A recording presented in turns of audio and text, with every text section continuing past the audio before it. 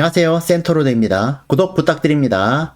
디아블로4 시즌4를 앞두고 제가 레벨링이랑 얼음 보조 특성에 대해서 설명드리겠습니다. 자, 먼저 체인 라이트닝 레벨링 트리입니다. 시작은 이렇게 찍어도 되는데 요 벼락불 대신에 전기 채찍을 써도 됩니다. 전기 채찍을 쓸 경우에는 깜빡이는 전기 채찍이고요. 이거는 근접, 이거는 원거리라는 특징이 있습니다. 초반이기 때문에 뭘 해도 상관없어요.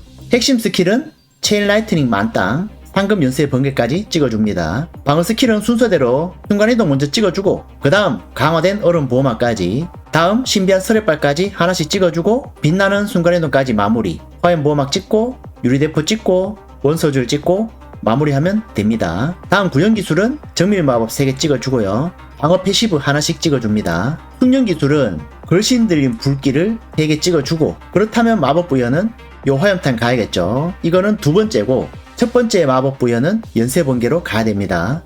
다음 번개 패시브 다 만땅 찍어주고요. 궁극기는 불타는 과도 전류 3개, 왜냐면 초반에 마나가 많이 모자라요. 최고의 불안정한 전류까지 찍어주고 흐르는 전류 3개, 전도 3개, 감전사 2개 찍고 넘치는 에너지로 마무리합니다. 혹시나 좀 아프다면 비리 숙련도 괜찮습니다. 이게 레벨링 스킬이고, 레벨 50 되기 전에 바꾸기 때문에 정복자는 따로 말씀드리지 않습니다. 자, 다음은 얼음 보호주인데요. 얼음 보호주 위상을 얻자마자 바로 시작하면 됩니다. 뭐 레벨 50 찍고 할 필요 없어요. 처음에 이렇게 2개 찍고요. 핵심 스킬은 얼음 보호주 5개, 상급 얼음 보호주까지 찍어줍니다. 이번에 상향이 많이 되었죠. 파멸 1개, 원소집에 3개 찍어주고요. 방어 스킬로 이동합니다. 원소줄 하나, 유리대포 3개, 화염보막 하나, 빛나는 순간이동까지 찍어주고요. 빛나는 얼음 갑옷까지 마무리합니다. 하나씩 주면 돼요. 구현 기술은 얼음 칼날과 번개창을 쓰는데요. 이걸 쓰는 이유는 구현 숙련 때문입니다. 이게 발동이 많이 될수록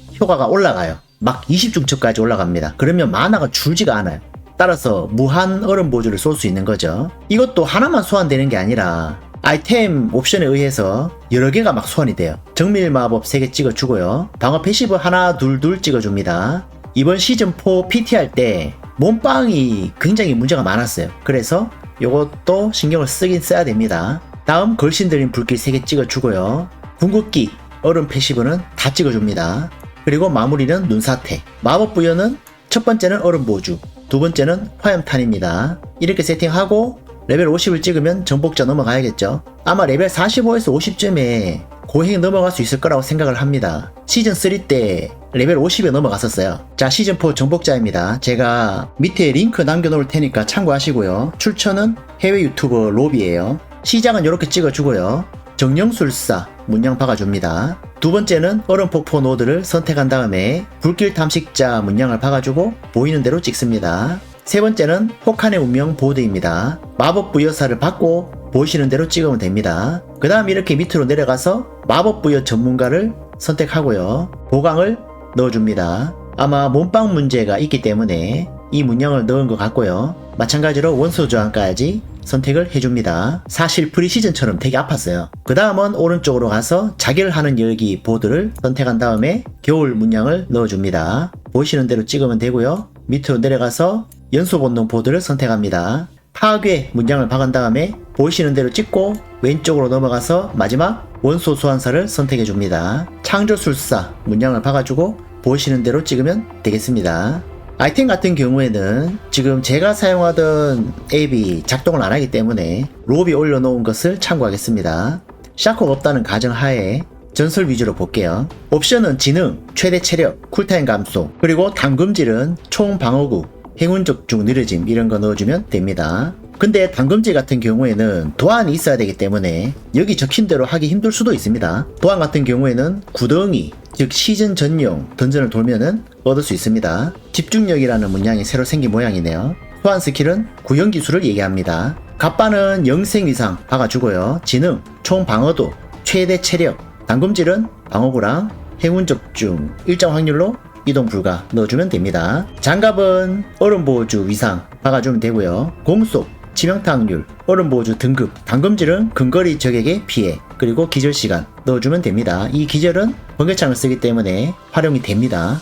바지는 예상외로 T볼트를 사용하네요. 이거 없다면은 다른 걸 써도 될 것 같습니다. 신발도 마찬가지죠. 애수의 가보가 있다면 쓰면 되지만 이게 없다면은 이동 속도 증가나 마나 소모량 감소 이런 옵션이 붙은 걸 신으면 될 것 같습니다. 스킬이 붙는 것도 좀 바뀌어서 신발에 화염보호막이 붙나 모르겠네요. 화염보호막 스킬이 있는 방어구를 입으면은 스킬 포인트 하나 아낄 수 있습니다. 무기는 지팡이가 아니라 마법봉입니다. 자만심 이상 넣어주고요. 지능, 공속, 취약 피해, 당금질은 얼음보호주 2번 발사, 그리고 근거리 적피해 넣어줍니다. 근거리 적피해를 넣어놨네요. 보통 얼음보호주 하면 원거리로 싸우는데요. 너무 고집할 필요는 없는 것 같기도 하고 해봐야 할 것 같습니다. 목걸이는 이번에 추가된 얼음보호주 목걸이, 즉 부서진 겨울유리, 이걸 쓰면 되는데 이게 먹기 힘들 거예요. 얼음야수에서 나오는데 그게 아마 레벨 7, 80 정도는 돼야 도전을 할 수 있거든요. 그래서 이게 없다면은 일반 전설 목걸이 써야 될 것 같습니다. 첫 번째는 탈라샤인데요. 이거는 쉽게 얻을 수 있겠죠. 속삭임 나무 옆에 있는 바르샨 잡으면 됩니다. 그리고 일반 필드에서도 꽤 잘 나와요. 탈라샤는. 이게 없어도 다른 반지 옵션이 굉장히 좋기 때문에 이런 전설 옵션 반지 쓰면 됩니다. 첫 번째 반지는 가속을 쓰게 되네요. 치명타 확률, 자원 생성, 취약 피해, 원소 저항, 그리고 당금질은 자원 생성, 근거리 피해 넣어줬습니다.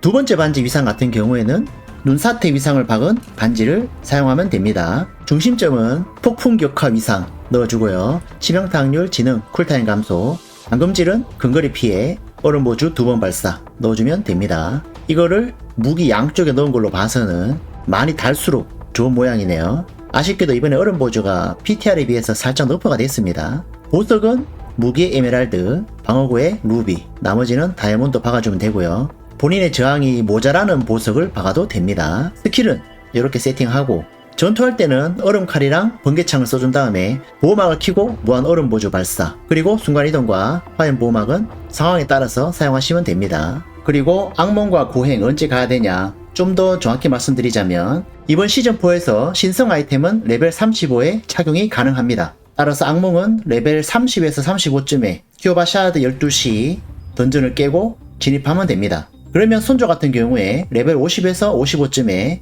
해당 던전을 깨고 진입을 하면 돼요. 이거는 굉장히 좋은 패치 같습니다.